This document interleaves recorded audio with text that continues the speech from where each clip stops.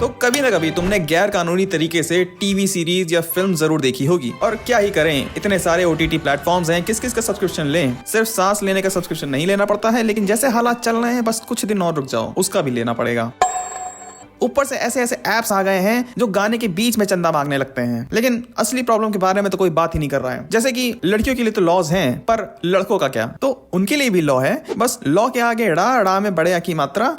और इतने सारे OTT प्लेटफॉर्म के होने के फायदे से ज्यादा नुकसान है। किसके लिए? जो मूवीज और शोज बनाते हैं उनके लिए। तो आज मैं इसी के बारे में बात करने वाला हूं कि कैसे OTT प्लेटफॉर्म्स ने पायरेसी का सर्वनाश तो किया, लेकिन कैसे OTT की वजह से ही पायरेसी प्रमोट भी हुई। तो शुरू किया जाए। तो अर्ली 2000 में जब DVD का जमाना था, उस टाइम पर पायरेसी करना काफी मुश्किल होता था। लोग मूवी पायरेट करने के लिए थिएटर के अंदर कैमरा छुपा के ले जाते थे और टीवी शो रिकॉर्ड करने के लिए घंटों का वेट करना पड़ता था। ऊपर से पायरेटेड कंटेंट के लिए तुमको एक्स्ट्रा स्टोरेज खरीदनी पड़ती थी। डाउनलोड के साथ वायरस का रिस्क रहता था और उस टाइम पे जियो धंधनाधन भी नहीं था। मतलब पायरेसी करने में लगती थी मेहनत। लेकिन आज का सीन जस्ट अपोजिट है। आज सब कुछ ऑनलाइन है, स्मार्टफोन्स हैं, सस्ता इंटरनेट है, XYZ वेबसाइट है जहां से तुम आसानी से पायरेसी कर सकते हो। कभी कभी तो जो नई मूवीज आती हैं मेरे शहर के थिएटर में नहीं लग पाती हैं, पर वो ऑनलाइन आ जाती हैं। और इसी कॉन्टेक्स्ट में गेब नेवेल ने बोला है कि पायरेसी ज्यादातर सर्विस की प्रॉब्लम होती है। यहाँ कवि ये कहना चाहते हैं कि लोग इसलिए पायरेसी नहीं करते हैं कि वो चोर हैं, बल्कि इसलिए करते हैं क्योंकि इलीगल ऑप्शन ज्यादा कन्वीनियंट है। गेब का कहना यह है कि अगर लीगल सर्विसेज पायरेटेड वर्जन से बेहतर, आसान और इजी हो जाएं, तो लोग खुशी खुशी पैसा देने को तैयार हो जाते हैं। उनका मानना यह है कि best anti piracy solution technology नहीं है बल्कि कन्वीनियंस है। जब व्यूअर्स के दिमाग में यह थॉट आ जाता है कि जब लीगली मैं किसी चीज को इतने आसान तरीके से और इतने कम रेट पर देख सकता हूं, तो मैं आखिर क्यों ये 2 नंबर का काम करूं? और अल्टीमेटली पायरेसी अपने आप कम हो जाती है। और आज के टाइम पर OTT प्लेटफॉर्म्स ने 2 सबसे बड़ी प्रॉब्लम सॉल्व कर दी है। पहला अवेलेबिलिटी और दूसरा कन्वीनियंस। एक छोटी सी फी दो और तुम्हारा फेवरेट कंटेंट तुम्हें एक ही जगह पर मिल जाएगा। साथ ही तुम इनडायरेक्टली उन लोगों को सपोर्ट भी कर सकते हो जो मूवी शोज बनाते हैं, जैसे कि राइटर, डायरेक्टर, एक्टर। जिस पेन से वो स्क्रिप्ट लिखते हैं उसकी इंक का पैसा और जो सुपरस्टार है उसके विग का पैसा सब उस फी से आता है। वेल, सब तो नहीं, पर हाँ कुछ पार्ट तो जरूर आता है। और सिर्फ कन्वीनियंस ही नहीं बल्कि टेक्नोलॉजी लेवल पर भी OTT प्लेटफॉर्म्स ने पायरेसी के अगेंस्ट काफी लड़ाइयां लड़ी हैं। अगर मैं नेटफ्लिक्स का एग्जांपल लूं तो नेटफ्लिक्स ने कई सारे तरीकों को अपनाया हुआ है पायरेसी से लड़ने के लिए। सबसे पहले तो डिजिटल राइट मैनेजमेंट है। यहाँ पर नेटफ्लिक्स अपने कंटेंट को ऐसे एनक्रिप्ट कर देता है कि वो सिर्फ ऑथराइज्ड यूजर को ही दिख सकते हैं। उसे कॉपी करना, शेयर करना या डिस्ट्रीब्यूट करना ऑलमोस्ट इम्पॉसिबल हो जाता है। End to end encryption. फिर कंटेंट वाटर मार्किंग। नेटफ्लिक्स अपने कंटेंट के ऊपर इनविजिबल डिजिटल मार्क डाल देता है। ये हमें नंगी आंखों से नहीं दिखता है और इसी से नेटफ्लिक्स ट्रैक कर लेता है कि उसका कंटेंट अगर लीक हुआ है तो हुआ कहां से है। कॉपीराइट एनफोर्समेंट और लीगल एक्शन। नेटफ्लिक्स के पास एक डेडिकेटेड टीम होती है जो पूरे इंटरनेट पे हांटती रहती है, पायरेट कॉपीज को ढूंढती है और जहां उसे कुछ इलीगल मिलता है वहीं पे वो। और नेटफ्लिक्स अकेला ये सब नहीं करता है, झुंड में करता है। दूसरे क्रिएटर्स, डिस्ट्रीब्यूटर और भी स्ट्रीमिंग प्लेटफॉर्म के साथ मिलकर पायरेसी के अगेंस्ट कई सारी स्ट्रेटजीज बनाई जाती हैं। तो ये सब सुनकर तुमको यही लग रहा होगा कि पायरेसी का तो खेल खत्म है ना, है ना? वेल, ऐसा होता अगर स्ट्रीमिंग प्लेटफॉर्म्स ने हाल ही में कुछ ऐसे डिसीजंस ना लिए होते। तो 2005 में मोशन पिक्चर इंडस्ट्री को ऑलमोस्ट $18 बिलियन का लॉस हुआ था सिर्फ और सिर्फ पायरेसी की वजह से। आज OTT प्लेटफॉर्म सब्सक्रिप्शन बहुत ही नॉर्मल चीज है, लेकिन OTT घर घर पहुंचने के बाद भी पिछले कुछ सालों में पायरेसी बढ़ने लगी है। 2023 के डेटा के हिसाब से वीडियो पायरेसी वेबसाइट्स पर 140 बिलियन से ज्यादा विजिट्स हुए हैं और इंडिया में पिछले 20 सालों में पायरेसी लमसम 80% से ज्यादा बढ़ चुकी है। अनफॉर्चुनेटली पायरेसी की लिस्ट में इंडिया टॉप 3 में आता है। अब बताओ कैसे बनेंगे विश्व गुरु?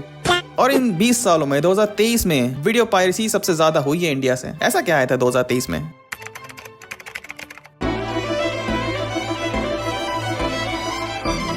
ओह, समझ गया। और ये तो मैंने सिर्फ वेबसाइट की बात करी है। टेलीग्राम का जो पायरेसी का धंधा है उसके बारे में तो मैं बात भी नहीं कर रहा हूँ। देखो, काफी टाइम तक के OTT प्लेटफॉर्म को वो प्रॉपर क्रेडिट मिलना चाहिए था जो उन्हें नहीं मिला, क्योंकि OTT पायरेसी के कंपैरिजन में ज्यादा कन्वीनियंस वैल्यू ऐड करते हैं। सोचो पहले कितनी प्रॉब्लम होती थी। अब मान लो कि तुम्हें कोई फिल्म देखनी है, पहले सही वेबसाइट ढूंढो, फिर कुकी खाओ, उसके बाद इतने सारे पॉपअप्स, उसके बाद असली डाउनलोड बटन ढूंढो और साथ ही साथ 7 किलोमीटर दूर कोई तुम्हारा इंतजार कर रहा है, पर तुम जा नहीं सकते हो क्योंकि घर के बाहर तुम्हारे नदी बह रही है। डाउनलोड कंप्लीट होने का वेट करो, सबटाइटल टाइटल ऐड करो अलग से, और ये सब करने के बाद भी वायरस या मैलवेयर होने का रिस्क उठाओ। तो इसके कंपैरिजन में आज ओटीटी काफी आसान कर रही है जिंदगी। और हाँ, ये जो कन्वीनियंस दे रही है ये मुफ्त की नहीं दे रही है, इसके पैसे लिए जा रहे हैं। लेकिन प्रॉब्लम भी यही पैसे से ही शुरू हो जाती है। तो जो ओटीटी प्लेटफॉर्म सब्सक्रिप्शंस होते हैं वो कहीं ना कहीं एक ही जैसे होते हैं, लेकिन जब से ये लोग आए हैं और कंपटीशन बढ़ा है तब से इंक्रीमेंट होना भी शुरू हुआ है। अब अगर तुम इसको ऐसे हाल फिलहाल में देखोगे तो तुमको ज्यादा फर्क नहीं दिखेगा, लेकिन अगर 2-3 साल बाद देखोगे तो तुम्हें शॉक लगेगा। स्पेशली नेटफ्लिक्स हर साल प्लान्स महंगे होते जा रहे हैं, यूजर को अलग अलग क्लासेस में बांट दिया है। कुछ प्लान्स में तो HD भी नहीं देते हैं तुमको, और कुछ ऐसे सब्सक्रिप्शंस होते हैं जहां पर पैसा देने के बाद भी तुमको ऐड देखना पड़ता है। और बस यहीं पर वो जो कन्वीनियंस वाला फैक्टर था ना, जो पायरेसी को ऑलमोस्ट खत्म कर सकता था, वो खिड़की से कूद जाता है।